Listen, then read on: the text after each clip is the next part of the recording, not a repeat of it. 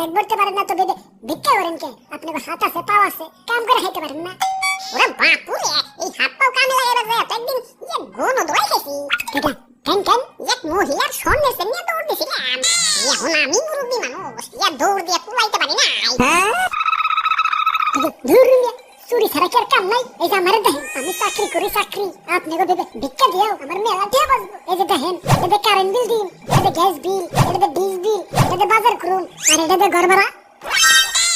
আরে শোনা গো, কি হাসে? না থাক, ঘর ভাড়া পরের মাসে দিব, একটু কষ্ট করে চলো।